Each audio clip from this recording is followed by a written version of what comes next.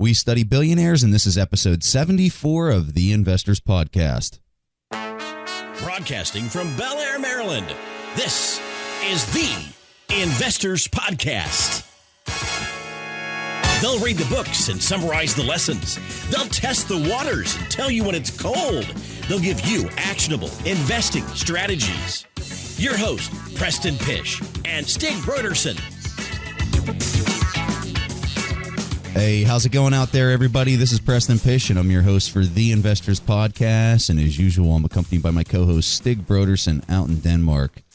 And today we've got a book that we're going to be talking about, and also we're going to be talking about the current market conditions at the start of the show. The book that we're going to be covering is called The One Thing, A Surprisingly Simple Truth Behind Extraordinary Results. It was a very good book. I have some things that I like, some things that I didn't like. I'm really curious to hear Stig's thoughts because I haven't even talked to him yet on what he thought about this book. So I'm interested to see how that conversation goes because we might have some varying points. Stig, did you like the book, first of all?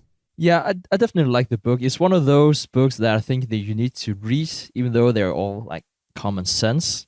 But you really kind of needed to read it because you just realize how inefficient you might be in your daily life. So if you're in a good mood, that might be a good book to read. I thoroughly enjoyed it, and it's one of those books I should probably read, I don't know, once a year and improve my efficiency, I'd say. Yeah, I think it's going to depend on the person's personality for this one, whether it's an important read for them or not. So we'll talk about that later in the show. It seems like Stig and I kind of have a similar opinion on this. But to start off the show, I want to talk about something that I really look forward to each year, and that's the Davos Economic Forum that they have annually out in Switzerland. They typically have it in January, and there's just such a wealth of information that comes out of this event. And so what's really nice in the modern age, they post all these videos on YouTube, and you can watch the interviews where they bring in these billion-dollar panels. These people that are billionaires, they all sit on these panels. For example, the one that I was watching was on China, and they brought in some experts from China that are tied to their central bank. They had Ray Dalio, who's the billionaire hedge fund manager. They had the IMF. They had the managing director of the IMF there. They also had Gary Keller there, who's the president and chief operations officer for Goldman Sachs. So just to kind of give you an idea of the firepower that they had sitting on this panel. So this was just an interesting conversation when they're talking about China. And there were some key takeaways that I got out of this discussion, and it's something that I want to highlight to the audience here. So the first thing that I got away from this discussion was this idea of a standoff between the United States and China with respect to the central bank and the valuation of their currencies. So my impression before this interview, and maybe it was just my lack of reading and staying current with things, but my impression before watching this was that the Bank of China was pegging their currency to the U.S. dollar. So if the U.S. dollar eased, the Chinese currency would ease. And so that there was just this fixed peg. And I think for many years that was actually the case. But it seems like there's a change in strategy, and this is what one of the panel members had said, was that China, and he was from the Central Bank of China, I believe. He said China is now pegging their currency to the basket of currencies around the world globally. So very similar to the same model that the IMF has. So this is a really interesting idea. And the reason why this is interesting is because as Japan or as Europe or any one of these other major organizations or countries are devaluing their currency, that's effectively giving China the license to devalue their currency more. And so this is the point that I think is just critical for people to understand. If the United States Federal Reserve does not raise interest rates higher than 0.25% on the federal funds rate, if they just keep it where it's at, and every other bank around the world devalues their currency, that is the same thing as the U.S. Fed raising rates. And I think people really need to understand that concept because that's going to make the dollar stronger and stronger and stronger as everyone else would continue to devalue their currency. And so that's what you have happening right now. That's exactly what you have happening. And there's a lot of people out there, and it was kind of interesting to see the conversation because Ray Dalio goes, and there's a lot of people, and he was smirking as he said this, that says that China is going to have to devalue their currency even more. Kyle Bass is betting big and I mean big, on a China devaluation. I think his estimates are that China's going to have to devalue their currency by 30% or more, which would just be crazy, the impact that would have on the U.S. dollar as far as strength goes. The U.S. dollar getting stronger and stronger and stronger, not necessarily a good thing for the global economy. Now, if you're living in the States and the value of your dollar and you're holding cash is getting stronger, that's a fantastic thing. It's a wonderful thing at the moment. But the bigger picture here is that strong dollar is what's really crushing this commodities complex, okay? Whenever I think about why is oil getting pummeled down to really low levels and why is every other commodity except for gold at this point just getting crushed, it's because of the strong dollar. I think that is much more of the critical variable here than anything else. I'm curious to know if Stig would agree with that. Do you think that the dollar is really driving the price of the commodities down just because as you're sitting in all these other foreign countries, that dollar is just getting harder and harder to repay? It's getting tighter and tighter as far as the valuation. So if there's less of those dollars, there's less to basically value the commodities by. Is that how you're seeing this as well, Stig? Yeah, Preston, I definitely agree with you. So since all commodities are basically traded in dollars, and especially when I'm sitting here in Europe, I would say, okay, so the price of a barrel of oil, that's not just $30 or is like an American would look at. Because I will also have to include, so what's the exchange rate? And so if the exchange, say that the dollar is appreciated by 20%, well, it's suddenly 20% more expensive for me to buy that barrel of oil. So I completely agree with you, Preston. It's definitely something that's crossing the commodities market at the moment. Yeah, and I think a lot of people that are domestically in the U.S., they're not looking at it through that lens that you just described it, which is really awesome for people to be able to hear that, because that's what's not just happening in Denmark. That's what's happening every other country around the world. That's what they're experiencing. So it's just a very, very important point to highlight. And it's just not oil. It's not just oil. It's every other commodity. And so when you look at a business, any business that produces a good instead of a service, there's some type of commodity tied to that business across the globe. So this is a very big idea. And this is something that I think people really need to wrap their head around and understand, that the dollar getting stronger and stronger and stronger, that squeeze that you're getting on the dollar with respect to its value, it is going to have some implications in the long run, because whenever things get out of balance, and that's what's happening here, things are getting drastically out of balance.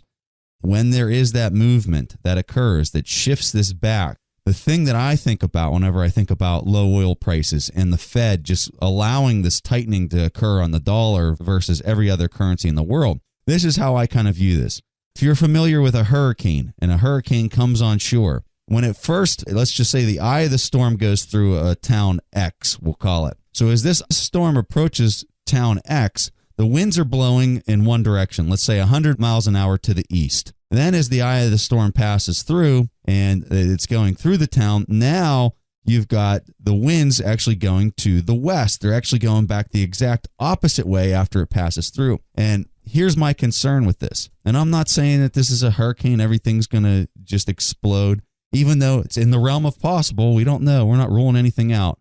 I'm just using this as an analogy to demonstrate something to you. And what I'm trying to demonstrate is, after the U.S., and I think it's going to be dependent on the U.S., devaluing the dollar in order to bring it back into the realm of reality compared to every other currency, what you're going to have is you're going to have commodities, in my opinion, the price of the commodities really go up a lot, okay, in a very rapid and quick manner.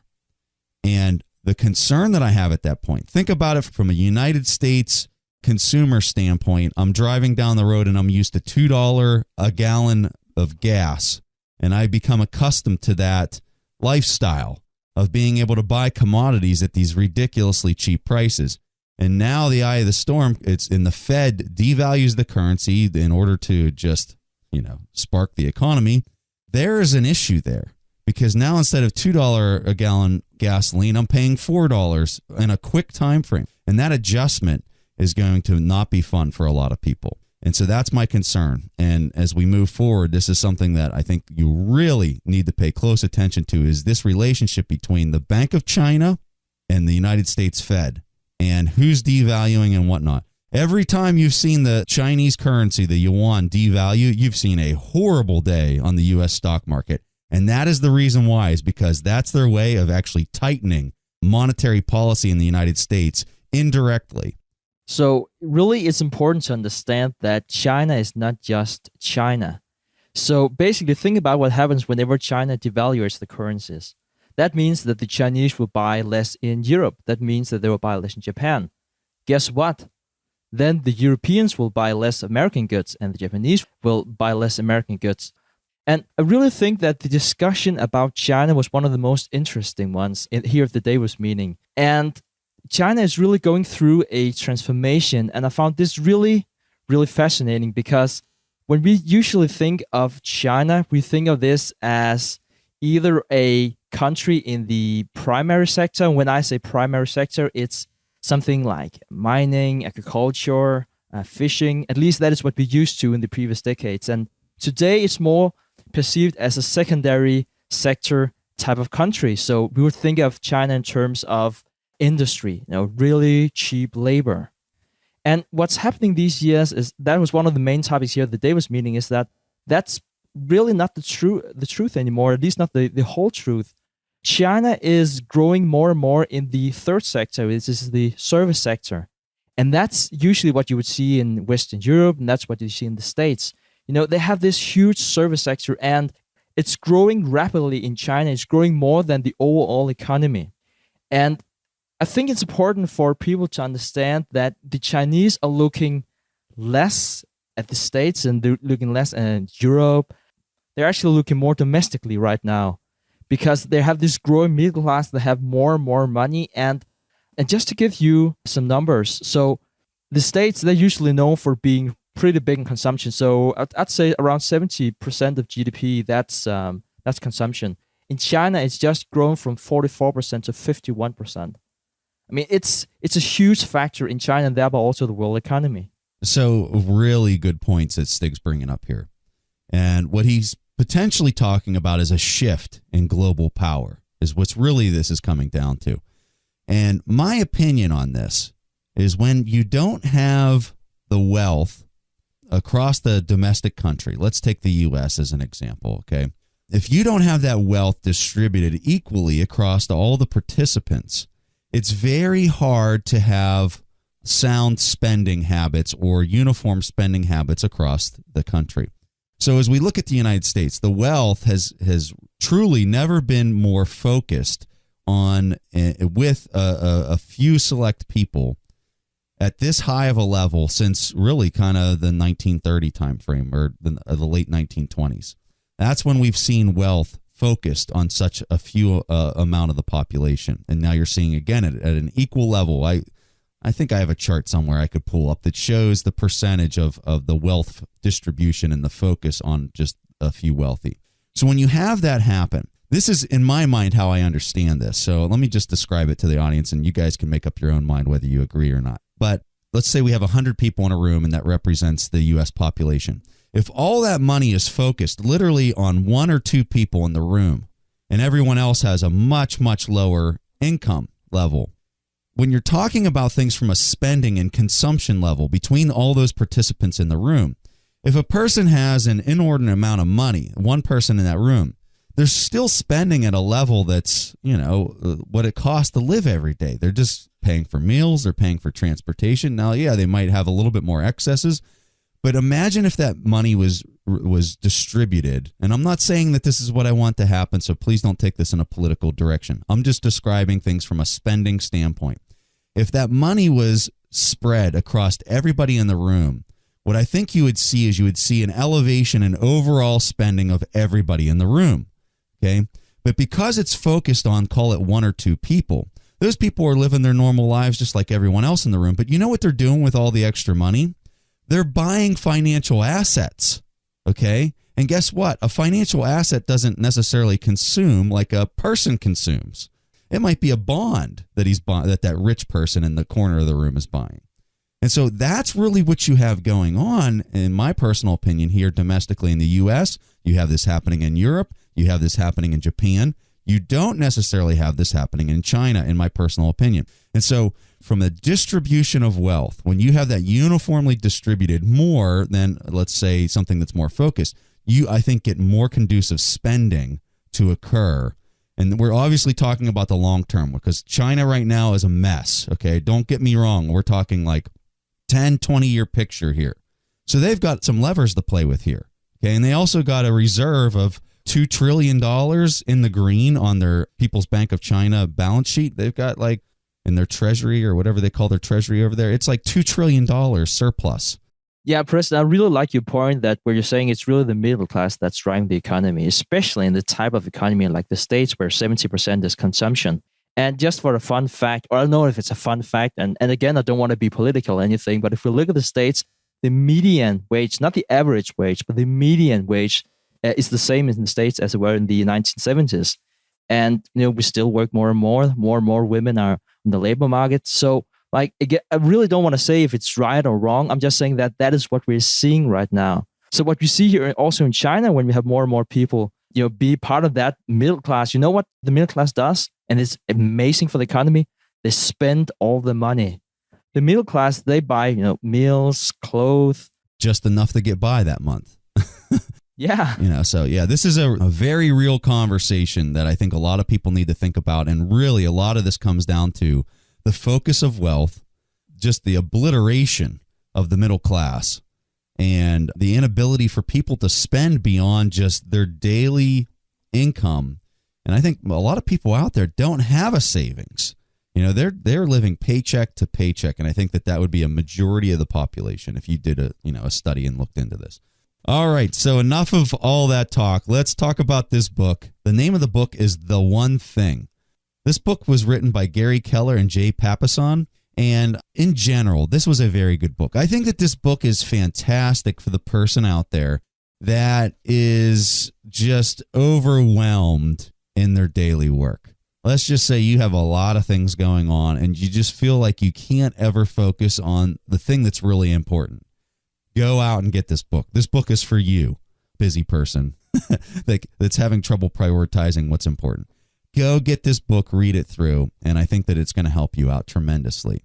If you're kind of like a scatterbrained kind of person, and you got to know yourself, unfortunately. If you're the type of person that starts one thing, then moves off to another thing, and then goes over to something else and don't really have that follow through or that finish with what you're doing, this book is also for you.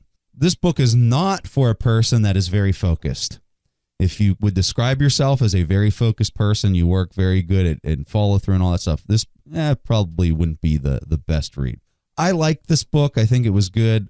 With that said, this is kind of like the love-hate relationship I have with this book.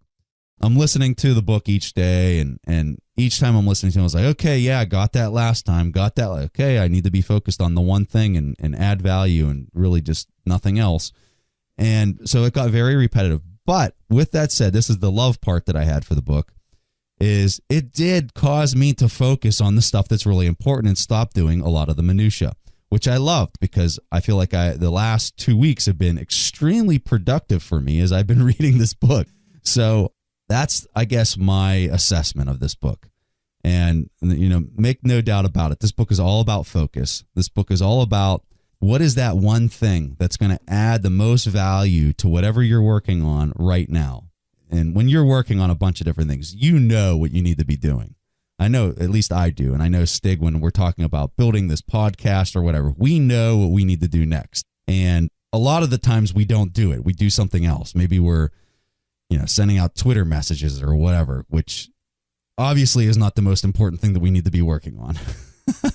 But this book will help you focus, and this book will help you to help tell you what the most important thing is that you need to be working on. Yeah, I completely agree with you, Preston, that everyone always knows what they should be doing, but for some weird reason, we just don't do it. If I look at myself, my day job, I should usually be preparing for the next semester, or now that the semester started, I should be preparing for the next lecture. But you know what? It's really not that funny, and it requires a lot of concentration and requires me sitting down and really not be doing anything else than that. And for some reason, it's just not easy for me to do. Let me give you another example. So right now we're in the middle of changing our platform. Now, so for the podcast, and Preston and I, we've been discussing this for a long time, and we both know that this is extremely important. if we have to change our platform, then we have to speak to experts. We also have to do something we're not completely comfortable with. It's just easier just to postpone that kind of job, at least for me. And I can just see it. And that's also why Preston is smiling right now and saying that, well, we've been really productive what we did last 2 weeks. That probably because we read this book, like we know what's important, but we just don't do it. There's no doubt the reason that I've been so productive is because I read this book. So, but I didn't like the book. I think at the end of the day, I didn't like it, but I liked it in a weird way. So I don't really even know how to describe it. The book helped me be more productive, so that's why I liked it. But as far as the repetitiveness in it, I was like, oh, geez, okay, I got it. I need to be focused. One of the things I really liked, that one of the takeaways is that I shouldn't be busy. At least that was how I looked at it. It might sound extremely weird, like, why shouldn't you be busy? And one thing that I really started to realize is that in corporate Denmark and in corporate America, it's almost like a badge of honor if you keep telling people, I'm so busy, I don't have any time to do whatever. But one of the things in the book is that you shouldn't be busy, because if you are busy, you are not creative, you don't have the bandwidth to really do what's important. Instead, you're just running around in a loop. And I can just see that from myself. Like I feel like one of those hamsters, that's just keeping on running, because I have this schedule set out, and I'm also a very organized person. So I kind of like to know what I'm doing next Tuesday at 2:15. I really like all these plans, but it's also very bad for me because I don't set aside time to be creative and to do what's most important. Instead, I just do what's in my calendar. So I try not to be busy. That's one of my takeaways from this book. So one of the things that I want to highlight, I think that if you're a project manager or you're somebody that really is in charge of a really big project, this book is probably going to be a little frustrating for you. So let me put this into some context. So I really had an amazing experience being an assistant project manager for the government. And believe it or not, the government, because they're making such large acquisitions, these are huge purchases, they put people like me at a young age in charge of, potentially some really large programs. Well, this was a couple years back. I was in charge of a portfolio of about $1.3 billion of acquisition. So all that money, I was in charge of building and constructing stuff, if you will, different pieces of equipment, new and developmental projects. I was in charge of spending that much money and basically creating and adding value and working with industry and putting them on contract and all that stuff. So when you're dealing with a project size and scope of that magnitude, you can't just do one thing, okay? And it briefs really well from this book. But let me tell you, you might have up to 1,000 parallel tasks that are all happening at the exact same time.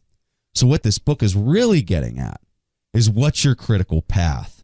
If you have an end state, let's say you're going to build an iPhone. That'd be a perfect example. They do this at Apple. So if you're going to build an iPhone and you're a project manager, you have to lay out all the steps, and I mean every single solitary step from the start and to the finish of how that's all going to take place.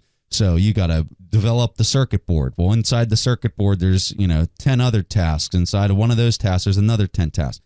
These things are all happening in parallel, and some of them are happening not in parallel, they're happening in series, meaning one thing can't happen before the next.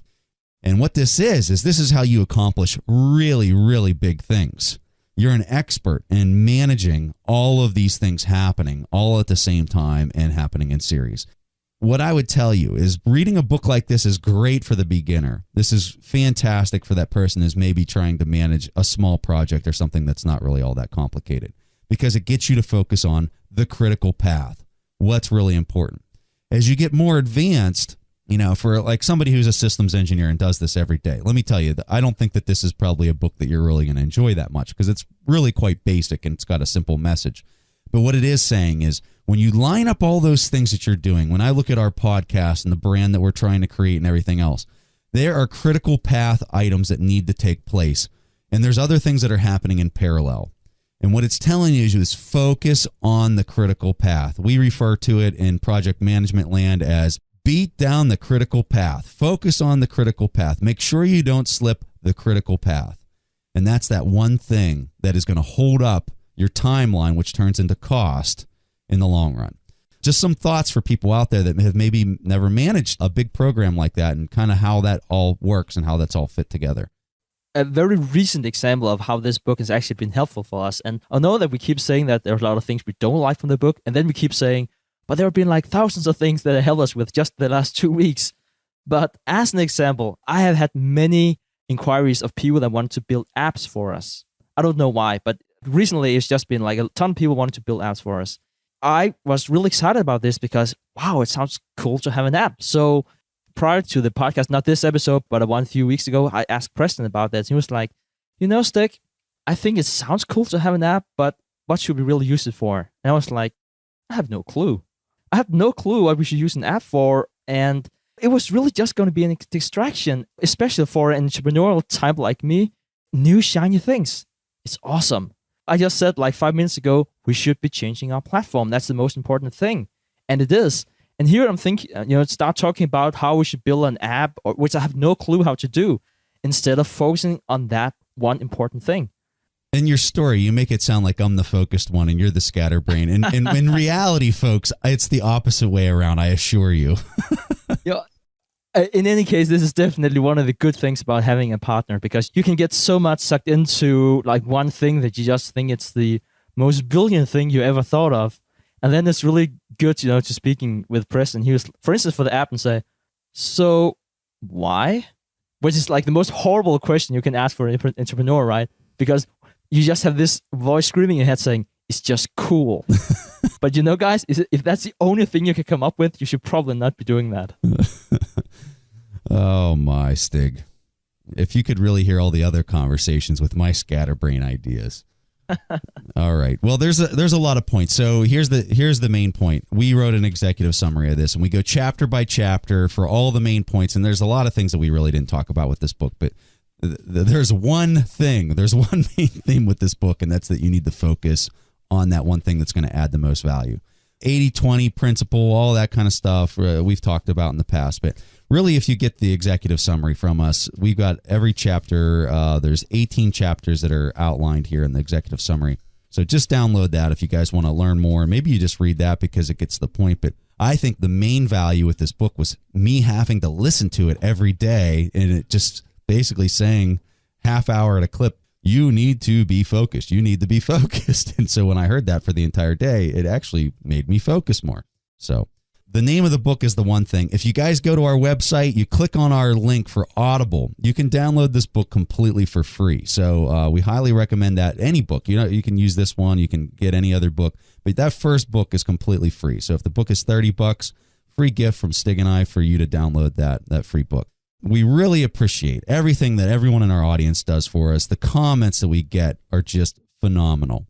You guys are steering the show. You might not feel like it, but you guys are really steering the direction of this show because of the comments that we receive and what you guys want us to focus on. So keep sending those messages. Go to asktheinvestors.com, record your questions so we can play them on the show. I think what Stig and I are going to do is kind of consolidate the questions into one episode every month or whatever, and then we'll do that, and we'll send out our free book to anybody that records the question and gets it played on the show. So that's all we have for you guys. I hope you guys enjoyed the conversation, and just continue to watch your finances very closely.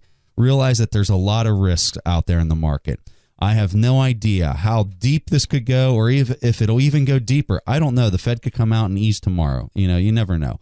But I think that the main thing that people need to understand is that there are risks in the market, and you just need to be prepared for those, and a lot of downside risk exposure for you. So great chatting with you guys, and we'll see you next week. Thanks for listening to The Investors Podcast. To listen to more shows or access to the tools discussed on the show, be sure to visit www.theinvestorspodcast.com. Submit your questions or request a guest appearance to The Investors Podcast by going to www.asktheinvestors.com. If your question is answered during the show, you will receive a free autographed copy of the Warren Buffett Accounting Book. This podcast is for entertainment purposes only. This material is copyrighted by the TIP Network and must have written approval before commercial application.